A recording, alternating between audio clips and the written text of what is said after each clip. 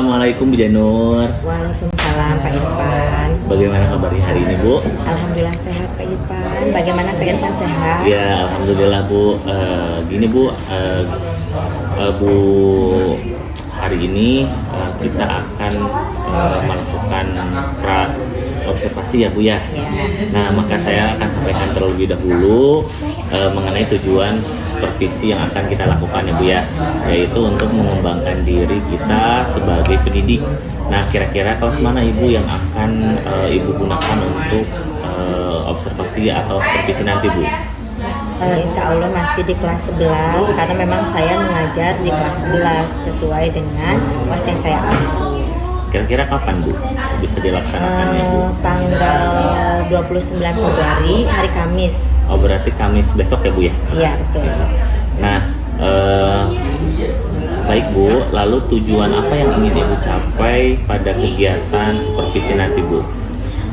Tujuan yang saya ingin capai kepada murid-murid saya ingin anak-anak murid saya lebih aktif Pak dalam kegiatan pembelajaran, khususnya aktif ketika mereka berdiskusi, aktif dalam mempresentasikan hasil temuannya, mengeluarkan pendapatnya, menanggapi pertanyaan dari anak-anak yang lain.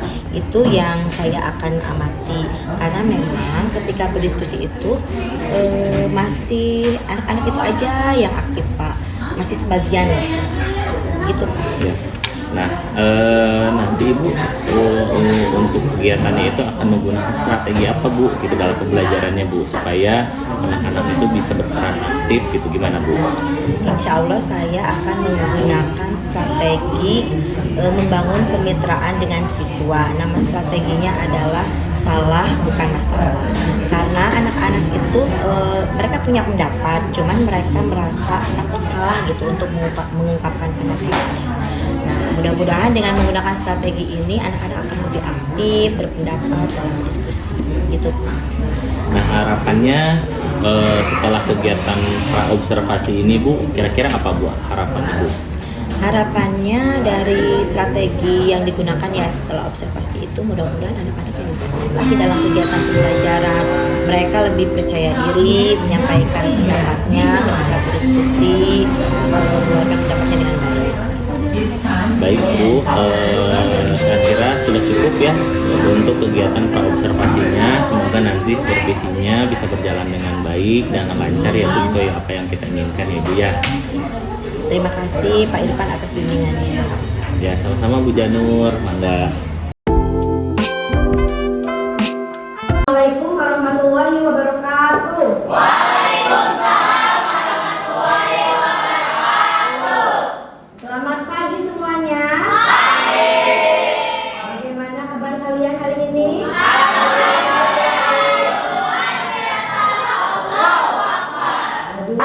Nah, sebelum mulai, Ibu akan melakukan presensi dulu ya, mengabsen dulu.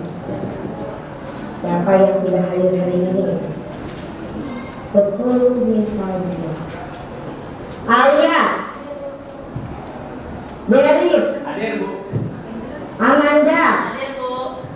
Oke, hadir semuanya ya.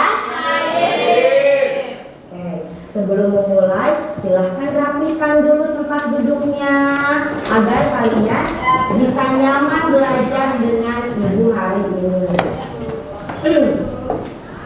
Semangat gak? Kalian harus tetap semangat belajar karena seperti slogan sejarah ya, History Magista Vitae, belajarlah dari sejarah ya, karena nanti kalau belajar dari sejarah Anda mendapatkan pengalaman yang nanti akan Anda gunakan di masa yang akan datang. Semangat.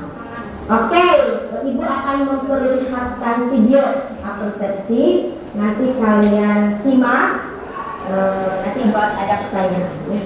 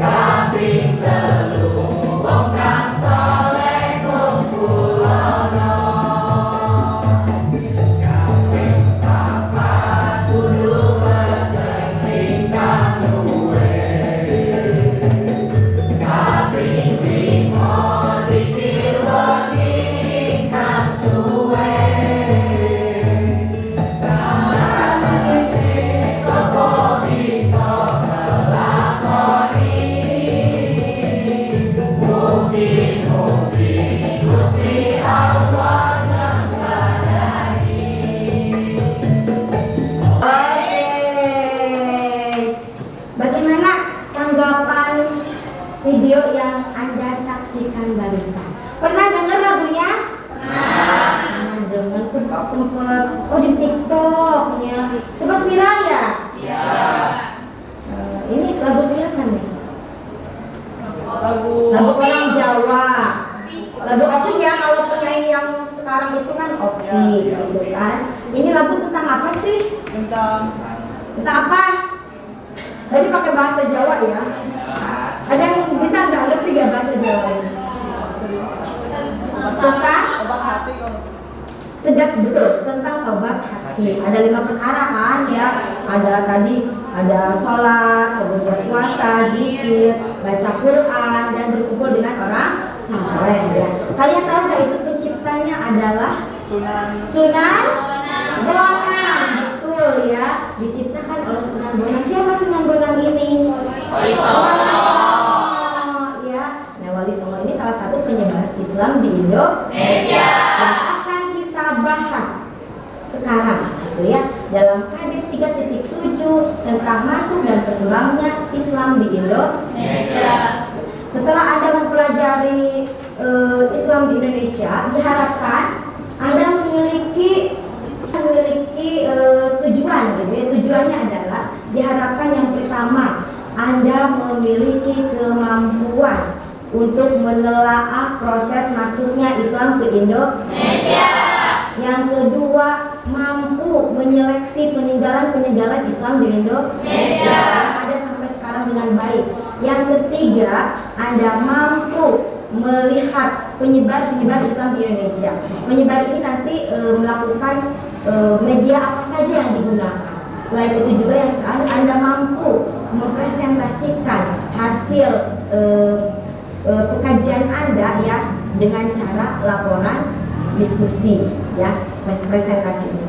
Itu adalah kompetensi yang harus Anda miliki gitu ya dalam pembelajaran ini. Nah, masih semangat? Kita ice breathing boleh? Ya, berdiri, ice breathing dulu. Ice breathing. Kalau ibu bilang kerajaan Mataram Islam, ya, kalau ibu bilang kerajaan Gua Talok, bukan ngeok gini, bukan ini. Kalau Demak dulu juga, ya. Siap?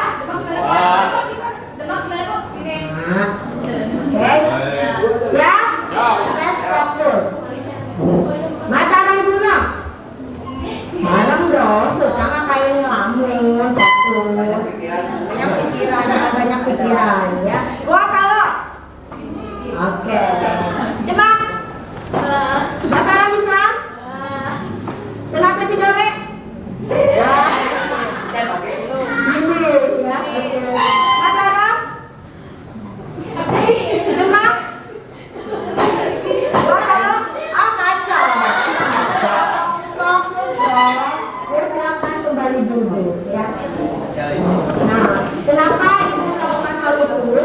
Karena yang tadi disebutkan kayak kerajaan Mataram Islam, Demak, Gua Talok, Tidore Tenaga merupakan kerajaan-kerajaan yang ada pada masa Islam. Ada kerajaan yang besar, ada juga kerajaan yang kecil ya, yang tadi ibu sampaikan.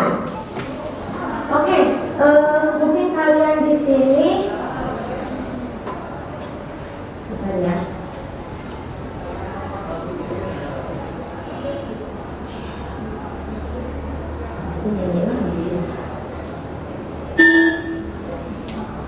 Nah, ada yang tahu nggak Islam itu? Ini agama Islam semua kan? Iya. Udah hebat-hebat ya. Nah, kira-kira Islam di kita itu asalnya dari mana sih? Cung, oke, Sultan. Dari mana Sultan? Dari Arab. Kenapa kamu bilang dari Arab? Karena karena nabi-nabi asalnya dari Arab. Betul nggak? Betul ya. Selain dari Arab, dari mana lagi? Ayo, oke, Hanan. Dari India, khususnya di Gujarat ya. Kenapa dari India? Bukan India Hindu Buddha ya. Tapi memang asalnya dari India, nanti akan dijelaskan. Dari mana lagi? Bukan. Dari Persia. Persia itu Iran ya, sekarang bagus dari Persia. Ada lagi nggak yang tahu dari mana? Islam di kita. Ajis? Cina. Dari Cina. Wah, pinter-pinter ini Maya pada tahu. Nah, karena ini udah lihat di atas di depan ini ya, di depan proyektor ya, bahwa Islam kita itu berasal dari Arab atau Mesir juga, kemudian dari Persia, kemudian dari India dan Cina. Ya, semuanya negara tersebut datang ke Indonesia. Sama kayak dengan Indonesia awal ya. Untuk berdagang, betul, ini pedagang-pedagang datang ke Indonesia. Kemudian wilayah Kasai ini menjadi daerah tujuan mereka, sehingga penyebaran Islam itu juga bermula dari Kasai. Ya, makanya kerajaan yang pertama itu yang bercorak Islam adalah kerajaan Samudra. Dari sini barulah menyebar ke seluruh wilayah Indonesia. Nah, keempat negara ini dihipotesis oleh sejarawan menjadi 4 teori masuknya Islam ke Indonesia. Pertama, ada teori Mekah, tadi kata Sultan, teori Arab. Ya, orang Arab datang ke Indonesia pada abad ke-7 Masehi.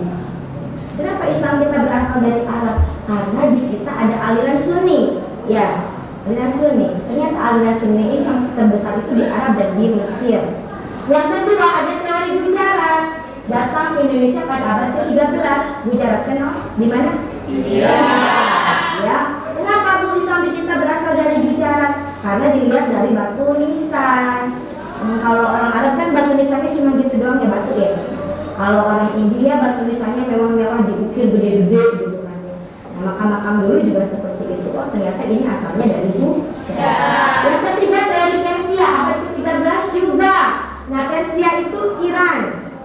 Ya, kenapa? Karena di kita ada aliran Syiah ya. Nah, salah satunya berarti asalnya dari Iran. Yang keempat ada teori Cina pada abad ke-9 Masehi bersamaan dengan migrasi Cina ke Asia Tenggara. Disebabkan oleh Laksamana Cheng Ho pada saat itu ya.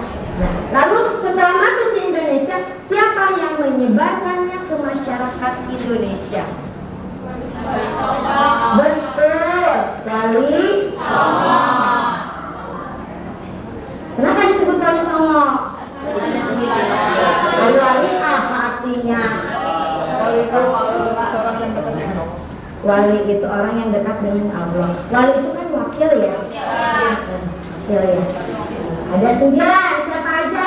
1 ada Sunan Presi, 2 Sunan Ampel, 3 Sunan Dona, 4 Sunan Giri, 5 Sunan, 6 Sunan, 7 Sunan, 8 Sunan, yang terakhir Sunan Raja. Mereka menyebarkan Islam, tentu saja memiliki strategi-strategi agar menarik masyarakat untuk masuk Islam. Apa saja strateginya? Kita lihat. Nah, disebut strateginya itu disebut dengan media. 1. Media penyebaran Islam dengan cara perdagangan dan perkawinan. Udah jelas ya? Kan mereka itu datang ke Indonesia, Filipina dengan berdagang. Sambil dagang sambil dakwah. Pedagang ini lama-lama menetap lalu menikahi pribumi, wanita menikah pribumi. Itu juga sama ya, makin menyebarkan Islam dengan cara pernikahan perkawinan. Yang kedua melalui pendidikan. Ya, sekarang banyak pesantren ya. Macam-macam ya pesantren. Lagi viral juga, lagi in lagi pendidikan ini ya. Nah, salah satunya pesantren ini merupakan salah satu strategi yang dipakai atau media yang dipakai pada masa Sunan Ampel pertama kali. Ya, Sunan Ampel pertama kali menggunakan pesantren di Ampel Deli. Yang ketiga melalui kesenian. Nah, melalui kesenian seperti yang tadi kalian nyanyikan. Oh, arti ada 5 perkaranya. Itu kan Sunan Bonang membuatkan tembang ya. Nah, itu tembang itu sambil menyiarkan Selain melalui tembang-tembang, lagu-lagu, kemudian melalui layar. Kalian pernah dengar lir ilir lir ilir? Itu juga salah satu karya dari Sunan. Kemudian dundul dundul pak cucu. Nah itu juga sama ya, karya dari para wali songo. Kemudian yang keempat dalam bidang politik. Dalam politik itu apa? Sunan ini memanfaatkan pengaruh kekuasaannya dalam menyebarkan agama. Ya. Dan yang terakhir ada tasawuf. Nah, kalau wali songo masuk tasawuf nggak masuk. Tasawuf itu apa sih, Bu? Tasawuf itu adalah ajaran Islam yang kalau disebarkannya itu mereka lebih toleran terhadap adat kebiasaan masyarakat setempat. Ya, jadi agar lebih memudahkan masyarakat setempat masuk agama Islam. Bahkan kalau sekarang ini tasawuf lebih kepada hal-hal yang bersifat mistis. Misalkan, aduh iya budak panas, cana Kak Ustad. Nah itu termasuk tasawuf. Kan bacaannya baca bismillah kayak gitu ya. Nah itu salah satu bentuk tasawuf. Mudah kan menarik masyarakat setempat untuk masuk agama Islam. Ya. Nah media ini akhirnya menjadi peninggalan yang ditinggalkan oleh wali songo yang ditinggalkan oleh Islam di Indonesia ya. Apa saja? Pertama, peninggalannya berupa seni budaya. Misalkan ada seni bangunan seperti Candi Mani Buddha Kaseton, masjid juga ya, masjid, makam ya. Kalau di seni musiknya mungkin ada Marawis ya, Tamboni. Kemudian dalam sistem kalender pengaruhnya Islam ada. Kemudian dalam filsafat dan ajaran Islam nanti tentunya melahirkan filsafat dan ajaran Islam. Anda sebelum makan ngapain dulu? Berdoa. Ajaran Islam bukan? Iya. Masak dulu. Kan setiap apa-apa kita berdoa itu merupakan ajaran Islam. Dan yang keempat ada sistem pemerintahan. Yang awalnya pada zaman Hindu-Buddha sistem pemerintahan kerajaan, setelah masuknya Islam menjadi kesultanan. Kalau kerajaan dipimpin oleh seorang raja, kalau kesultanan dipimpin oleh sultan. Kalau raja dianggap sebagai dewa raja, raja adalah titisan dewa. Kalau sultan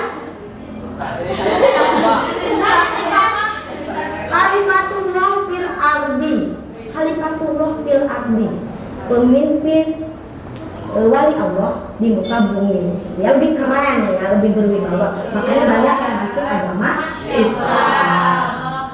Itu ya pengaruh-pengaruhnya. Lalu pada abad ke-16 nanti datang bangsa-bangsa barat ke Indonesia. Ya, seperti bangsa apa? Bangsa Eropa. Bangsa barat itu seperti orang Spanyol, Portugis, Belanda dan Inggris. Bagaimana kedudukan Islam di Nusantara setelah kedatangan bangsa-bangsa barat?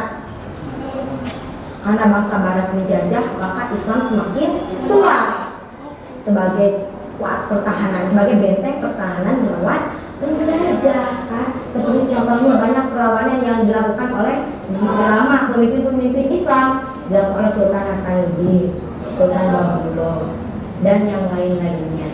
Ya. Itu pada masa kedatangan Islam.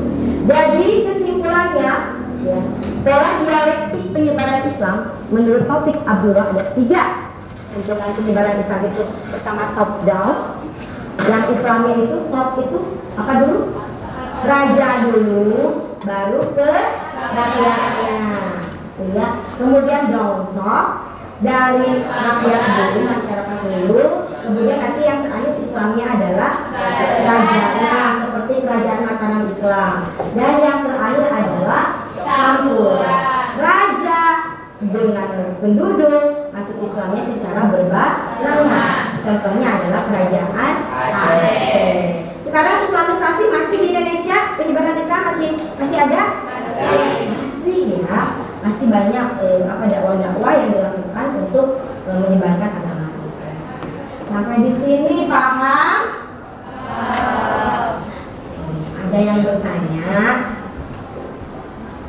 Kalau sudah paham, berarti paham ya.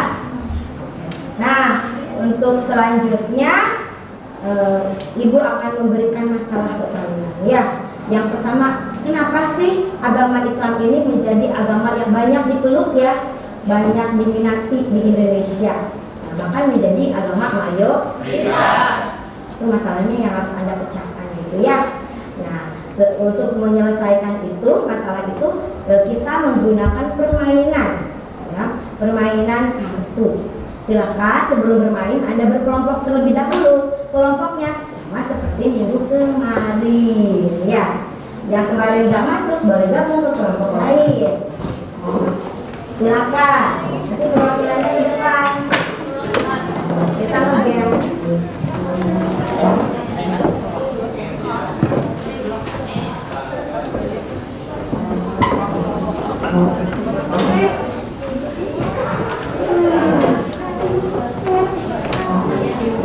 Sudah berkelompok, kalau kelompok aku muter aku.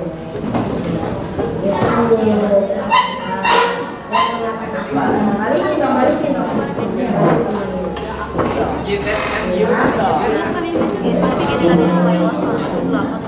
Sudah duduk berkelompok? Sudah. Oke, sekarang perwakilannya dua orang ke depan untuk bermain kartu ya. Untuk apa bermain kartu? Oke. Mau di bawah apa mau di atas? Hah? Di atas aja, baca yang di sana yang di sini.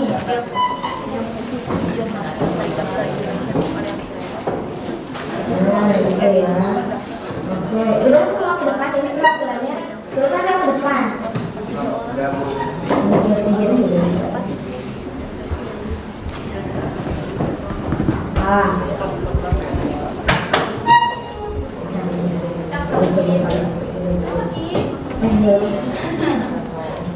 Nah, kelihatan nggak?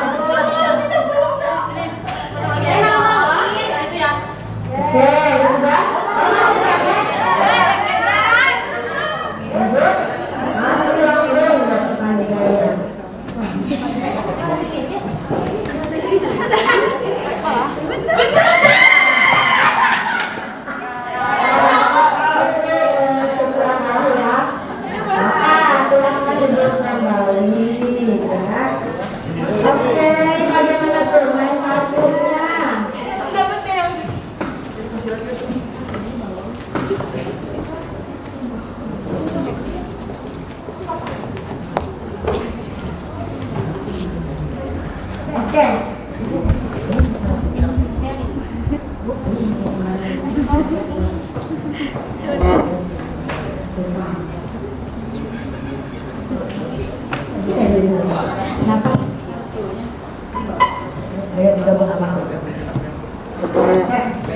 Ya, Anda sudah mendapat kartu ya? Silakan Anda mengkaji kartunya, menelaah isi kartunya ya, mengenai tadi permasalahan yang Ibu kasih. Jawabannya ada di kartu Anda ya. Misalkan Bu, saya mau melengkapinya dengan yang lain. Hanya ini makan poin-poinnya, silakan Anda cari juga boleh di buku, di handphone juga boleh ya. Silakan Ibu kasih waktu berapa menit? 5 menit cukup? Oke, silakan kerjakan. Ibu lupa LKPD belum diiniin ya. Ibu sampai lupa ya saking lihat seluruh. Nih, nanti Anda menuliskannya di LKPD. Ibu bagikan LKPD-nya.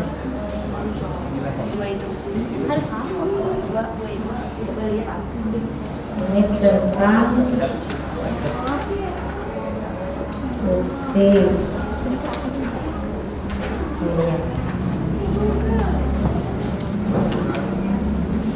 Silakan dituliskan di LKPD ya.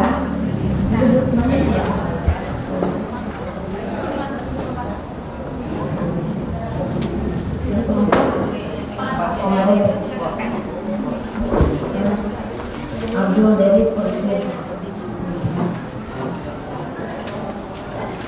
Silakan ditulis ya hasilnya dari kartu yang Anda terima.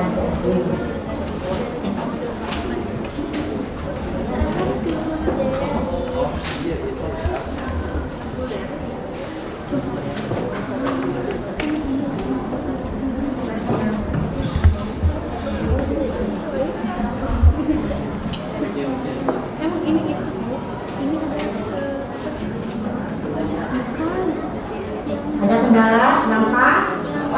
Gampang ya?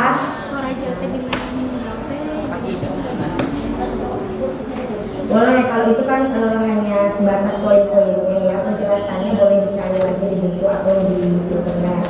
Silakan ya. Harus aku biar ini boleh searching. Diisi LKPD-nya ya. Tulis hasilnya. Lihat kartunya. Isi LKPD-nya.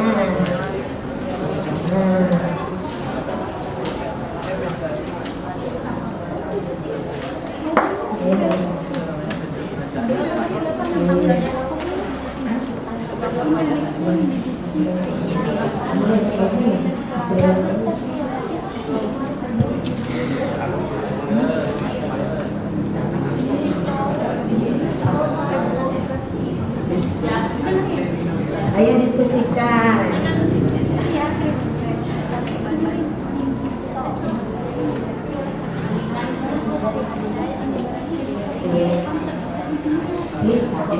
Bisa juga kan ada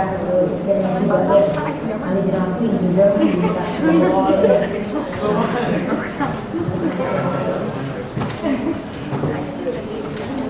Ada kendala kelompok ini aman? Aman, jangan lupa ditulis di LKPD-nya. Lupa LKPD-nya. Kenapa?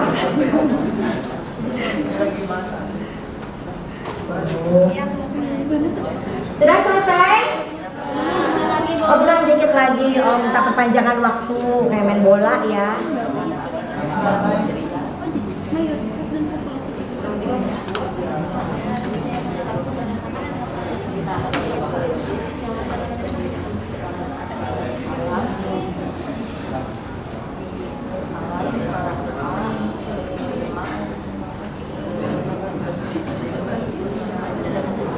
Udah siap teman? Oke? Oke. Nah sekarang setelah kalian tadi mencari solusi dari permasalahan yang Ibu ajukan, sekarang kalian presentasikan hasil temuannya, hasil penyelidikan lagi ya. Silakan. Yang pertama ke depan adalah kelompok 1. Enggak, silakan.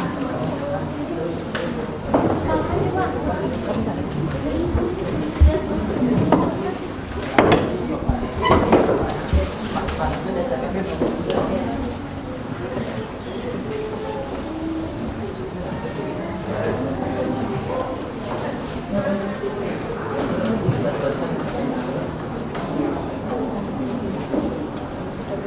boleh cucu. Assalamualaikum warahmatullahi wabarakatuh. Waalaikumsalam warahmatullahi wabarakatuh. Perkenalkan, kami dari kelompok 1, saya Lamani Putri, Saya Geni Amreni, saya Fadila Manik Barik. Saya M. Aziz. Saya Ryan Jazriadi. Dan saya Agung Tunggal. di sini kami akan menjelaskan dan menjawab pertanyaan mengapa Islam menjadi agama mayoritas di Indonesia. Ada beberapa alasan yang menyebabkan Islam menjadi agama mayoritas di Indonesia. Indonesia menduduki peringkat pertama sebagai negara dengan populasi Islam terbesar di dunia. Lantas, mengapa Indonesia mayoritas beragama Islam? Yang pertama yaitu Islam dipandang sebagai ajaran yang ideal karena tidak mengenal sistem kasta, sehingga setiap penduduknya mempunyai egalitarianisme, yakni kesamaan dan kesetaraan tanpa adanya diskriminasi. Yang kedua yaitu ajaran Islam masuk ke Indonesia dengan cara damai tanpa bersifat memaksa, sehingga penduduk Indonesia pun dapat dengan mudah menerima agama Islam. Yang ketiga yaitu nilai-nilai dalam ajaran Islam ini dianggap cocok dengan penduduk setempat. Contohnya dari segi etos dagang, penyebaran Islam atau Islamisasi dari Indonesia ini bisa berlangsung melalui aktivitas perdagangan. Yang keempat yaitu syarat masuk agama Islam itu mudah, hanya dengan mengucapkan 2 kalimat syahadat. Yang kelima, ibadahnya pun sederhana, tanpa menggunakan biaya yang sangat besar. Dan yang terakhir, penyebaran Islam ini dilakukan sesuai dengan tradisi setempat.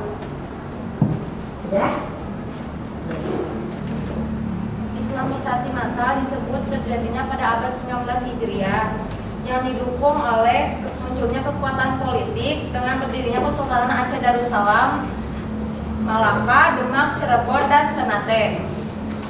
Selain itu, umat Islam di Indonesia memberikan sumbangsi yang besar dalam memperjuangkan kemerdekaan. Nah, dari apa yang tadi kami jelaskan, ada yang mau ditanyakan? Silakan. Oke, berdiri Mesya. Saya ingin bertanya pada kelompok 1, maksud dari penyebaran agama Islam yang disesuaikan dengan tradisi setempat itu bagaimana contohnya? Baik, saya izin menjawab. Awal penyebaran agama Islam di Indonesia oleh Wali Songo dengan menggunakan kearifan lokal seperti pewayangan. Hanya saja pewayangan ini tokoh-tokohnya diubah atau diganti dengan tokoh-tokoh agama Islam, dan juga penyebarannya salah satunya dengan menggunakan kesenian seperti sholawatan yang diiringi dengan gamelan seperti itu. Oke, bagaimana Mesya? Sudah paham? Paham, Bu. Terima kasih Agung. Nah, kata Mesya, tadi pertanyaannya mengenai apa? Penyebaran Islam yang disesuaikan dengan tradisi setempat. Iya, kan tasawuf juga sama ya, menyesuaikan dengan tradisi setempat. Oke. Kalau tidak ada yang ditanyakan lagi, silakan ditutup.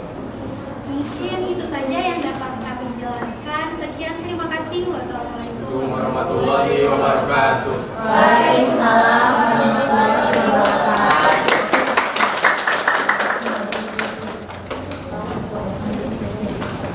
Oke, sangat bagus sekali ya kelompok 1 menerangkan tentang mengapa Islam menjadi agama mayoritas di kita ya.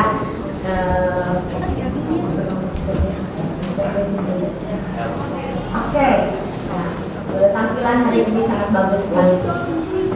Tadi apa? Kenapa Islam masuk ke Indonesia? Yang ibu dapatkan dari hasil penyelidikan kelompoknya Hilda, bahwa Islam itu dipandang ideal ya, agama yang ideal, dari ajaran-ajarannya ideal sekali. Yang kedua, penyebarannya dilakukan secara damai. Kemudian yang ketiga, nilai-nilai ajarannya dipandang sesuai dengan tradisi orang Indonesia gitu ya. Kemudian syaratnya mudah, hanya mengucapkan kalimat syahadat. Kemudian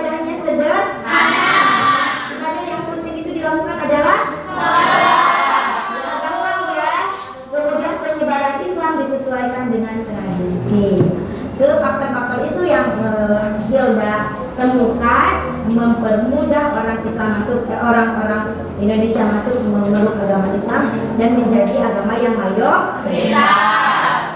Oke, bisa tepuk tangan dong. Oke, sekarang silakan Anda simpulkan dari pembelajaran hari ini. Ya, siapa yang mau menyimpulkan? Boleh. Oke Hilda, tuh Hilda kayaknya udah pintar banget nih materi Islam. Ya, silakan Hilda. Berdiri boleh di lihatnya ke sini juga boleh nih, biar kelihatan.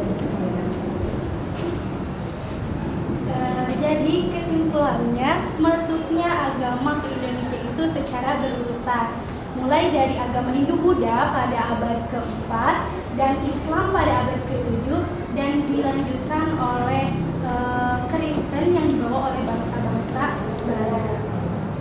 Tentunya menjadikan keberagaman agama di Indonesia ini supaya warga Indonesia mempunyai sikap toleransi yang Oke.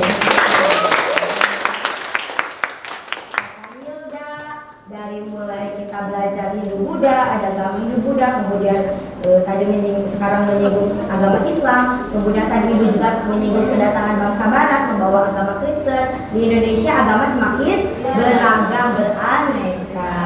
Diharapkan masyarakatnya memiliki sikap toleransi, menghargai keberagaman agama. Bagus sekali Hilda. Untuk mengakhiri pembelajaran, Ibu akan melakukan evaluasi terlebih dahulu ya, untuk mengukur Anda sudah menguasai atau tidak ya pembelajaran ini. Silakan Anda join ke kuisis dulu. Ayo gabung dulu. Kodenya 772075. Silakan. Oke, semoga sinyalnya bagus. Udah ada yang gabung ya?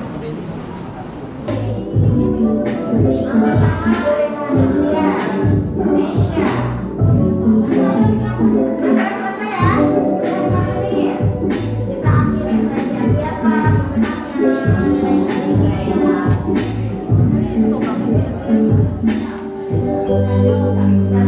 Indonesia kedua.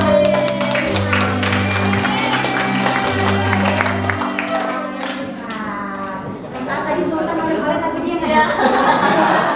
Boleh. Oke. Nah, sebelum mengakhiri pembelajaran, kita melakukan refleksi dulu ya. Silakan ada yang mau melakukan refleksi tentang pembelajaran hari ini, boleh berdiri. Siapa? Oke, Sutra. Silakan. Sebelumnya mengomentari pembelajaran hari ini agar kedepannya lebih baik lagi. Ya. Silakan Sutra. Sebelumnya saya sendiri agak bingung, tapi lama-lama belajar di sini seru. Dan menarik, orang teman-temannya juga pada aktif, jadi Terima kasih Sutra atas refleksi pembelajaran hari ini. Dan tugas untuk minggu depan, materi untuk minggu depan yang akan Anda pelajari adalah tentang kelanjutan dari materi ini, yaitu tentang kerajaan bercorak Islam. Ya. Sebelumnya Anda rangkum dulu di rumah tuh materinya biar tidak kosong banget gitu ya. Paham tugasnya minggu depan? Oke, terima kasih untuk hari ini.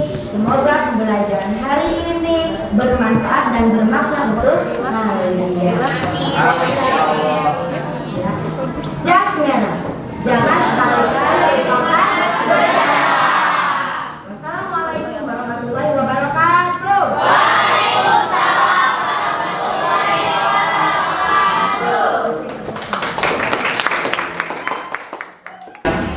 Assalamualaikum warahmatullahi wabarakatuh. Perkenalkan, saya Irfan Giovanni Revisi, calon guru penggerak angkatan 9 dari Kabupaten Sukabumi.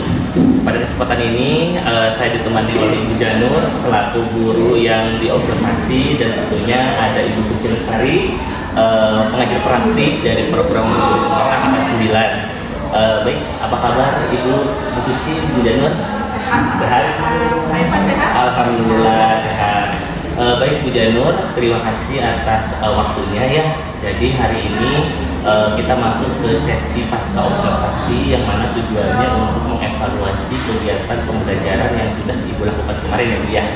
Tapi sebelumnya saya ingin bertanya nih Bu, bagaimana perasaan Ibu sudah melakukan pembelajaran kemarin Bu?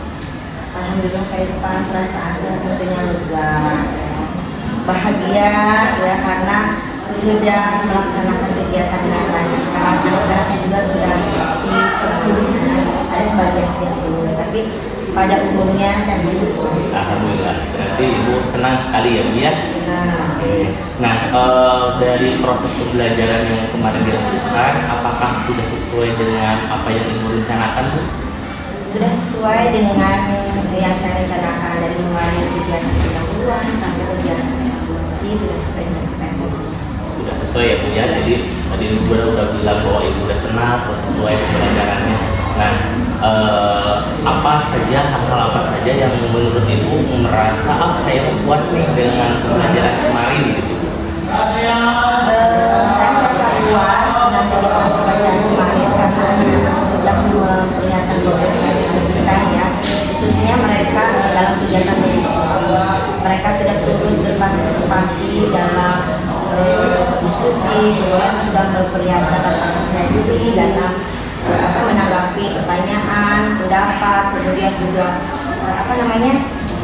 menghargai ketika temannya menyanggah, berkomentar ketika berdiskusi.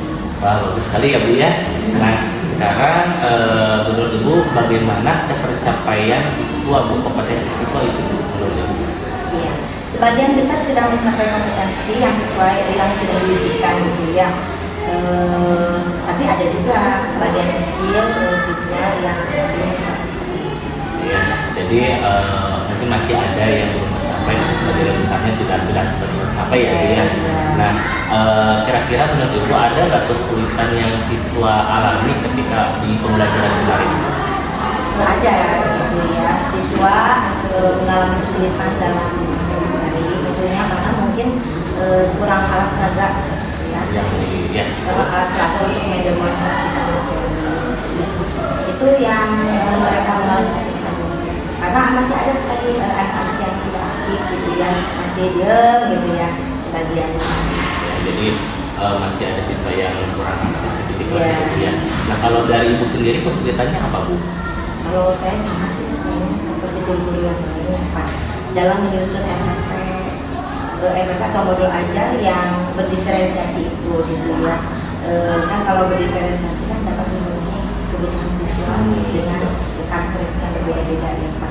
Itu saya mengalami kesulitan dalam menyusun RPP. Kemudian saya juga sulit memahami karakter yang berbeda-beda itu gitu Pak. Mungkin butuh butuh belajar saja. Ya. Nah, dari kesulitan itu yang Ibu barusan sampaikan, ada nggak kira-kira alternatif untuk mengatasi kesulitan yang Ibu hadapi itu?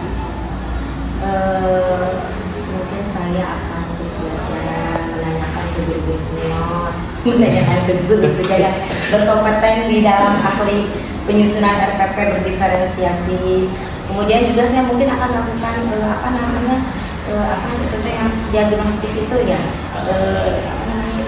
asesmen diagnostik sebelum pembelajaran itu ya, untuk memahami karakter anak yang berbeda-beda, gaya belajar yang mana gitu dalam asesmen itu. Nah, baik, berarti Ibu nanti ke depannya alternatifnya akan melakukan asesmen ya Ibu, untuk menerapkan pembelajaran berdiferensiasi itu ya. Nah, hal-hal apa saja Bu yang Ibu dapatkan dari kegiatan pembelajaran kemarin Bu?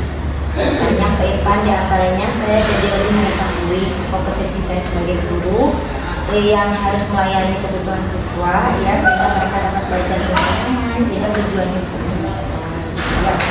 Kemudian saya juga dapat mengetahui ini proses kegiatan KPM saya berjalan bagus atau tidak gitu dari kegiatan observasi. Lalu apa yang akan Ibu lakukan untuk pertemuan berikutnya Bu? Tentu saya akan mempersiapkan diri ya, akan persiapkan diri, akan mencari konten-konten yang memuat gaya belajar siswa, untuk memenuhi gaya belajar siswa sehingga pembelajaran dapat dipahami oleh siswa sehingga siswa aktif. Bagus sekali ya Bu ya. Nah, baik Bu Nur, saya rasa sudah cukup ya. Semoga apa yang Ibu rencanakan ke depannya itu bisa berjalan, bisa terlaksana dengan baik. Terus asesmennya juga nanti bisa dilaksanakan, terutama pembelajaran diferensiasinya ya Bu ya. Terima kasih banyak Bu Nur atas waktunya. Wassalamualaikum warahmatullahi wabarakatuh. Waalaikumsalam warahmatullahi wabarakatuh.